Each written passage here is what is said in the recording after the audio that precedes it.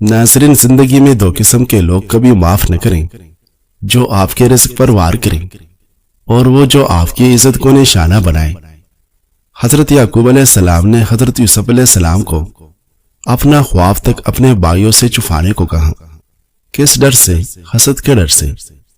اور آج ہم وہ لوگ ہیں جو اپنی ہر عزیز چیز کا دکھاوا دنیا کے سامنے کرتے پھرتے ہیں اور پھر رونا روتے ہیں اپنے نقصان کا۔ نبی کریم صلی اللہ علیہ وسلم کے وصف کے بارے میں کہا گیا کہ آپ صلی اللہ علیہ وسلم کی بات چیت شیرین اور باوقار تھی۔ جب خاموش رہتے تو وقار ان پر چھا جاتا، اور جب گفتگو فرماتے تو رعب و جمال جھلکتا۔ آپ ہمیشہ خوشرو نرم مزاج تھے، سب سے زیادہ مسکرانے والے اور سب سے زیادہ غصے سے دور رہنے والے تھے۔ وہ اللہ جو تمہارے گناہوں کو تمہارے چہرے پر ظاہر نہیں کرتا، کیا تمہیں لگتا ہے اس سے زیادہ کوئی تم سے پیار کر سکتا ہے؟ اگر تم گناہ کرو یہاں تک کہ تمہارے گناہ آسمان تک پہنچ جائے، پھر تم توبہ کرو تو اللہ تعالیٰ تمہاری توبہ قبول کرے گا۔ ناظرین، انگور جسم کے تمام اعضاء سے بیماریاں کھینچ لیتا ہے۔ جن لوگوں کا معدہ اکثر خراب رہتا ہے ان کے لیے انگور کا استعمال نہایت مفید ہے۔ ناخنوں میں پھلاہٹ ظاہر ہونا اس بات کی علامت ہے کہ آپ کی بدن میں خون کی کمی ہے۔ سونف والا دودھ رات کو سونے سے قبل پی لو، آپ کا رنگ گورا ہو جائے گا۔ پانی کم پینے سے ہاتھ پاؤں اور ہونٹ کالے رہتے ہیں۔ کھجور ہاضمہ ٹھیک کرتا ہے۔ معدے کی سوزش اور دل کے درد میں نہایت مفید ہے۔ جو چیز تم سے رہ گئی وہ تمہارے لیے پیدا نہیں کی گئی، اور جو چیز تمہارے لیے پیدا کی گئی ہے وہ تم سے کبھی نہیں رہ سکتی۔ ناظرین، کھانا کھا کر سو جانے کی عادت سے موٹاپا انسان کو جلدی گھیر لیتا ہے۔ صبح نہار منہ گھاس پر چلنے سے نظر تیز ہوتی ہے۔ چہرے کا رنگ کالا پڑنے لگے تو چہرے پر کیڑے کا رس لگاؤ، چہرہ سفید گورا ہو جائے گا۔ جو لوگ اپنا وزن کم کرنا چاہتے ہیں وہ چکنائی والی چیزیں کثرت سے نہ کھائیں۔ چائے کے بعد پانی پینے سے اجتناب کریں، ورنہ آپ کے دانت کالے ہو جائے گے۔ سر کے بال میں لیمو کا رس لگانے سے بالوں میں چمک آ جائے گی اور خشکی ختم ہو جائے گی۔ روزانہ صرف 3 کھجور کھانے سے جسمانی کمزوری سے چھٹکارا مل جائے گا۔ انسان کو محنت سے اتنی تھکاوٹ نہیں ہوتی جتنا لوگوں کے رویے اسے تھکا دیتے ہیں۔ اگر بھوک نہ لگنے کا مسئلہ ہو تو سیب کا سرکہ استعمال کرے اور آم کا اچار کھا لو۔ جب انسان یقین رکھتا ہے کہ جو کچھ ہوا ہے وہ اللہ کے حکم اور علم سے ہوا ہے تو وہ پریشان نہیں ہوتا، بلکہ دل مطمئن رہتا ہے۔ صبح چل قدمی کیا کرو، یہ دل کی دھڑکن کو نارمل رکھتا ہے اور دل کی بیماریوں سے بچاتا ہے۔ نہانے سے قبل سر کے بالوں کو الگ سے دھو لیا کرو، اس سے بالوں کی سختی دور ہوگی اور بال نرم بھی ہو جائے گی۔ ناظرین، کیلے کا جوس پینے سے دماغ فریش ہوتا ہے۔ بند گوبھی کھا لیا کرو، یہ موٹاپا کم کر دیتی ہے۔ گلاب کا پھول سونگھ لینے سے ذہنی دباؤ میں کمی آئے گی۔ گھر میں نیلے کلر کا پینٹ کروائے، گھر میں مچھر اور حشرات کبھی داخل نہیں ہوگی۔ عرب کہتے ہیں صاحب فی دنیا کا من تحبو ان تلقاہ فی آخرتک۔ اس دنیا میں اس سے دوستی کرے جس سے آپ آخرت میں ملنا پسند کریں گے۔ کمزور افراد روزانہ کیلا کھانا شروع کر دے، ان کا وزن بڑھنا شروع ہو جائے گا۔ کھانا کھانے کے بعد ضرور چل قدمی کرے، چاہے کانٹوں پر ہی کیوں نہ چلنا پڑے۔ جو لوگ اپنا وزن کم کرنا چاہتے ہیں وہ کھانے کے بعد سونے سے گریز کرے، چکنائی والی چیزیں کم سے کم کھائے اور کھانے کے بعد 50 قدم واک لازمی کریں۔ زور زور سے ہنسنے والے خود اعتماد اور توجہ پسند ہوتے ہیں۔ دوسروں کے ہنسے پر ہنسنے والے نرم دل اور مخلص ہوتے ہیں۔ ہنستے وقت بار بار چہرہ چھپانے والے شرمیلے اور خود میں گم رہنے والے ہوتے ہیں۔ آنکھوں میں چمک کے ساتھ ہنسی اصل خوشی کی علامت ہے۔ باہر آواز کی ہنسی رکھنے والے اکثر دل کے راز چھپاتے ہیں۔ ہر بات پر ہنسنے والے اکثر جذباتی عدم توازن کا شکار ہوتے ہیں۔ مصنوعی ہنسنے والے اندر سے تکے یا دباؤ میں ہوتے ہیں۔ ہنسی کے ساتھ جسم کو بہت ہلانے والے پرجوش اور بے ساختہ فطرت کے مالک ہوتے ہیں۔ طنزی انداز میں ہنسنے والے اکثر احساس برتری یا اندرونی عدم تحفظ رکھتے ہیں۔ ناظرین، حضرت امام مالک رحمہ اللہ فرماتے ہیں تواضع اور تقوی دین میں ہے نہ کہ لباس میں۔ علم سے پہلے حلم سیکھو، رزق حلال کی تلاش لوگوں کا محتاج بننے سے بہت بہتر ہے۔ حکمت ایک نور ہے جسے رب تعالی اپنے بندے کے دل میں ڈال دیتا ہے۔ ناظرین، دنیا کے بیج رات بھر پانی میں بھگو کر صبح پی لیں۔ دنیا کو چٹنی یا سلاد میں ضرور شامل کریں۔ دنیا بے چینی اور بے خوابی کو کم کرنے میں مددگار ثابت ہو سکتا ہے۔ دنیا کے عرق میں قدرتی پرسکون کرنے والی خصوصیات پائی جاتی ہیں جو اعصاب کو سکون دیتی ہیں۔ دنیا شوگر کے مریضوں کے لیے مفید ہے۔ یہ انسولین کے افعال کو بہتر کرتا ہے اور خون میں شکر کی مقدار کو متوازن رکھنے میں مدد دیتا ہے۔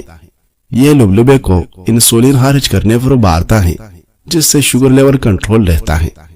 ناظرین، ادرک شوگر کو کم کرنے میں مددگار ہے اور یہ سوزش کو بھی مؤثر انداز میں کم کرتا ہے۔ ملتانی مٹی جلد کے ساتھ ساتھ بالوں کی صحت کے لیے بھی فائدہ مند ہے۔ جلد کے تمام مسائل کا علاج اس میں موجود ہے۔ ملتانی مٹی نہ صرف جلد کی رنگت کو نکھارتی ہے بلکہ جلد کے بہت سے مسائل جیسے خارش جلن سے بھی راحت پہنچاتی ہیں۔ اگر آپ چاہتے ہیں کہ آپ کے چہرے کا رنگ صاف ستھرا ہو تو اس کے لیے 2 چمچے ملتانی مٹی دودھ میں مکس کر کے چہرے پر لگائیں۔ اگر آپ خشک دودھ میں ملتانی مٹی اور لیموں کا رس مکس کر کے چہرے پر روزانہ 20 منٹ تک لگائے گی تو اس سے جلد تروتازہ بھی ہو جائے گی اور رنگ بھی نکھر جائے گا۔ ملتانی مٹی سے جلد کو ٹھنڈک محسوس ہوتی ہے، اس لیے اگر اسے چہرے پر لگایا جائے تو یہ سوجن میں آرام دیتی ہے۔ ملتانی مٹی مردہ خلیوں کو ہٹانے میں بھی کارآمد ثابت ہوتی ہے۔ ماہرین صحت کے مطابق اگر آپ کو کوئی چوٹ لگ جائے اور فوری طور پر فرسٹ ایڈ نہ مل جائے تو کرنا یہ ہے کہ اسے پانی سے دھونے کے بعد اس پر چند قطرے شہد لگائیں اور اس کے بعد دیسی گھی لگا کر چھوڑ دیں۔ اس نسخے کے ایسے جادوئی نتائج ملیں گے کہ آپ خود حیران رہ جائے گے۔ ناظرین، کچے ٹماٹر کے بیج پتھری کا سبب بن سکتے ہیں، تاہم جن لوگوں کو گردے کے مسائل نہیں ہے انہیں ڈرنے کی ضرورت نہیں ہے، وہ ٹماٹر کھا سکتے ہیں، لیکن اس بات کا خیال رکھیں کہ ان کا استعمال مناسب مقدار میں کیا جائے۔ اس بات کا بھی خیال رکھیں کہ ٹماٹر کے ساتھ دیگر غذائیں بھی کھائیں۔ اسے اکیلے اور زیادہ مقدار میں کھانے سے مسائل پیدا ہو سکتے ہیں۔ امام بغوی رحم اللہ فرماتے ہیں کہ میں ایک مرتبہ قاضی شریک کی خدمت میں بیٹھا تھا کہ ان کے پاس خلیفہ مہدی کا بیٹا آئے اور ٹیک لگا کر ان سے حدیث پوچھی۔ آپ نے اس کی طرف کوئی توجہ نہیں کی۔ لڑکے نے کہا، آپ خلفاء کی اولاد کی توہین کرتے ہیں۔ آپ نے فرمایا، یہ بات نہیں، اصل بات یہ ہے کہ میں علم کی ناقدری نہیں کرتا، اس کا احترام کرتا ہوں۔ شہزادہ سمجھدار تھا، سمجھ گئے اور گھٹنے ٹیک کر حدیث دریافت کی۔ قاضی صاحب نے فرمایا، ہاں کا یطلب العلم، یعنی ہاں اس طرح علم کو حاصل کیا جاتا ہے۔ ناظرین، امام مالک رحمۃ اللہ علیہ ایک مرتبہ حدیث پڑھا رہے تھے کہ بچو نے انہیں کاٹا، اور ایک بار نہیں بلکہ 11 مرتبہ کاٹا، مگر آپ نے ذرا بھی آہ نہ کی اور برابر حدیث بیان کرتے رہے۔ جب امام مالک پڑھا چکے تو حاضر نے دریافت کی کہ اثناء درس آپ کے چہرے کا رنگ کیوں بدل رہا تھا؟ تو فرمایا کہ بچو نے مجھے 11 بار ڈنک مارا، لیکن میں حدیث نبوی صلی اللہ علیہ وسلم کے ادب کی وجہ سے نہ اٹھا، اب اسے تلاش کر کے مار ڈالو۔ چنانچہ تلاش کر کے مار دیا گیا۔ ناظرین، غصے کو قابو کرنے کی سنہری اصول۔ غصہ ایک فطری جذبہ ہے، لیکن اگر کنٹرول نہ کیا جائے تو تعلقات اور صحت دونوں کو نقصان پہنچاتا ہے۔ ریسرچ کے مطابق غصے کے دوران دل کی دھڑکن تیز، بلڈ پریشر بلند اور سوچنے کی صلاحیت کم ہو جاتی ہے۔ اگر آدمی لمحہ بھر رک جائے تو دماغ کو ٹھنڈا ہونے کا موقع ملتا ہے اور بڑے نقصان سے بچایا جا سکتا ہے۔ نبی کریم صلی اللہ علیہ وسلم نے فرمایا، طاقتور وہ نہیں جو کشتی لڑنے میں طاقتور ہو، بلکہ طاقتور وہ ہے جو غصے کے وقت اپنے نفس پر قابو رکھے۔ ایک اور حدیث میں ہے، جب تم میں سے کسی کو غصہ آئے تو اگر کھڑا ہو تو بیٹھ جائے اور اگر بیٹھا ہو تو لیٹ جائے۔ وضو کرنا بھی غصہ ٹھنڈا کرنے کا بہترین طریقہ ہے، کیونکہ غصہ آگ سے ہے اور آگ کو فانی ہی بجھاتا ہے۔ ایک شوہر تکا ہوا گھر آتا ہے، کھانے میں نمک زیادہ ہو تو فوراً غصے میں آ جاتا ہے۔ اگر وہ فوراً کچھ کہہ دے تو بیوی کی دل آزاری ہوگی، لیکن اگر وہ ایک لمحہ رک کر کہہ دے، شاید آج نمک زیادہ ہو گئے، کوئی بات نہیں، وہ بھی انسان ہے، اس نے جان بوجھ کے توڑی کیا ہے۔ تو نہ صرف ماحول بہتر ہوگا بلکہ بیوی مزید خیال رکھنے لگے گی۔ غصہ آئے تو کیا کرنا ہے؟ اپنے آپ کو کنٹرول کرے اور خاموشی اختیار کرے۔ غصے کے وقت فوری جواب نہ دے، پانی پی لے۔ غصہ اکثر جسمانی تناؤ سے بڑھتا ہے۔ موضوع بدلے، جھگڑے کو آگے نہ بڑھائے۔ اگر بہت زیادہ غصہ ہو تو وضو کر لے، جسمانی طور پر ٹھنڈک دل کو سکون دے گی۔ سانس کی مشق کریں، 10 سیکنڈ تک گہری سانس لے کر چھوڑیں، جگہ چھوڑ دے، بعد میں بات کریں۔ اگر بات ضروری ہو تو غصہ ٹھنڈا ہونے کے بعد کریں۔ 7 قسم کی عورتوں سے شادی نہ کرو۔ ایک عربی نے اپنے بیٹے کو وصیت کی کہ ان 7 قسم کی عورتوں میں سے کسی ایک سے بھی نکاح نہ کرنا۔ انانا وہ عورت جو کثرت سے شکوہ شکایت کرتی ہوں، تھکاوٹ کا اظہار کرتی ہوں۔ منانا وہ عورت جو اپنے کام پر احسان جتلاتی ہوں، میں نے یہ کیا، میں نے وہ کیا وغیرہ۔ حنانا وہ عورت جو اپنے پہلے خاوند کا ذکر کرتی رہتی ہوں، یعنی میرا پہلا شوہر ایسے کرتا تھا، ویسے کرتا تھا، اس میں یہ اچھائی تھی۔ حدا کا وہ عورت جو ہر شے کو دیکھتی ہی اس کی طلب کرنے لگتی ہوں، یہ شی بھی خرید لو، وہ بھی خرید لو، یہ بھی میرے ہو جائے، وہ بھی میں لے لوں۔ برا کا وہ عورت جو ہر وقت بناؤ سنگار میں لگی رہتی ہوں، جس کا اکثر وقت منہ صاف رکھنے اور کپڑے تیار کرنے میں گزرتا ہوں۔ شدہ کا وہ عورت جو سخت کلام ہو، جس کا زبان کڑوی ہو، جس کا لہجہ سخت ہو۔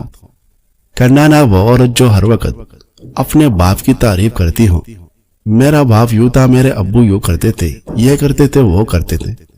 بہترین عورت وہ ہے جو اپنی عادات و اطوار، خاص طور پر اپنے ماں باپ کے خاندان کے طور طریقے بلا کر آئے۔ عیون الاخبار میں خالد بن صفوان کا قول منقول ہے، من تزوج امرأة فلیتزوجہا عزیزة فی قومہا ذلیلة فی نفسہا۔ جو کسی عورت سے شادی کرنا چاہے تو وہ اس عورت سے شادی کرے جو اپنی قوم میں عزت والی اور اپنے آپ میں ذلت والی ہو، یعنی لوگوں کی نگاہ میں انتہائی معزز ہو اور خود عاجزی و انکساری کرنے والی ہو، خود پسندی میں مبتلا نہ ہو، مالداری سے متکبرہ نہ ہو، اعلیٰ حسب و نسب پر پہر کرنے والی نہ ہو۔ العارض عورت کو ساری دنیا کے سامنے عزت والی اور شوہر کے سامنے عاجزی کرنے والی ہونا چاہیے۔ اگر اللہ نے آپ سے وہ کچھ لے لیا جسے کھونے کا تم نے کبھی تصور بھی نہیں کیا تھا، تو یقیناً وہ بدلے میں کچھ ایسا بھی عطا کرے گا جسے پانے کا تم نے کبھی سوچا بھی نہیں ہوگا۔ اللہ ہمارے غموں اور پریشانیوں کو سمجھتا ہے اور ہمیں اپنے رحمتوں سے نوازتا ہے۔ مایوس کبھی نہ ہونا، جن کے لیے مشکلات زیادہ ہوتی ہیں ان کے لیے رب کی محبت اور انعام بھی زیادہ ہوتے ہیں۔ ہمیشہ امید اور بھروسہ رکھنا، کیونکہ اللہ ہمارے صبر اور ایمان کو آزما کر ہی ہمیں بہترین انعام اور اپنے فضل سے نوازتا ہے۔ ایک استاذ نے ہر طالب علم کو ایک غبارہ دیا جسے اسے پھلانا تھا، اس پر اپنا نام لکھنا تھا اور اسے ذہن میں پھینکنا تھا۔ نام لکھنے کے بعد استاذ نے پھر تمام غباروں کو ملا دیا۔ اس کے بعد طلباء کو اپنا غبارہ تلاش کرنے کے لیے 5 منٹ کا وقت دیا گیا۔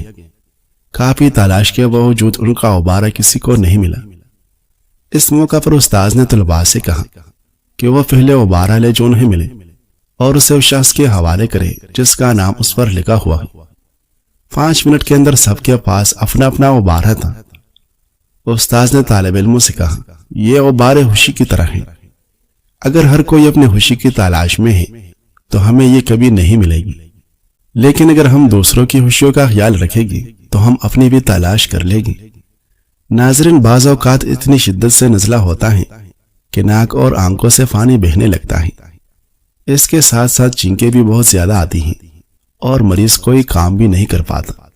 ایسی صورتحال میں 5 عدد لوگ اور 4 چمچ اشخاص کو پانی میں اچھی طرح جوش دیں اور پھر اسے نیم گرم حالت پر آنے دیں۔ اب اس میں شہد ملا کر نوش فرمائیں۔ اس قہوے کے 2 کپ پینے سے ہی بہتا ہوا ریشہ اور چینکوں کی کثرت دور ہو جائے گی اور آپ خود کو تندرست اور توانا محسوس کریں گے۔ کسی کو کچھ دینے میں حد سے نہ بڑھو، ورنہ یہ حق بن جاتا ہے۔ اگر آپ اپنی وسعت سے بڑھ کر دیتے رہیں اور سخاوت کو دوسروں کے لیے معمول بنا دیں تو وہ اسے احسان نہیں بلکہ اپنا حق سمجھنے لگے گی۔ اصل سخاوت وہ ہے جو اعتدال میں ہو، جس سے آپ کا دل بھی ہلکا رہے اور دوسرا شخص بھی خوددار بنے۔ ناظرین، زندگی کے راستے ہمیشہ ہموار نہیں ہوتے، کہیں کانٹے ہوتے ہیں، کہیں اندھیرے اور کہیں تکن کا احساس، لیکن اگر دل میں رب پر یقین ہو تو ہر رکاوٹ ایک سبق بن جاتی ہے اور ہر اندھیرا روشنی کی طرف لے جانے والا راستہ۔ کبھی کبھی بس اتنا کافی ہوتا ہے کہ آپ ایک لمحے کے لیے رک کر مسکرا دیں اور رب تعالیٰ کا شکر ادا کریں کہ وہ آج بھی ہمیں توفیق دے رہا ہے کہ ہم آگے بڑھ سکیں۔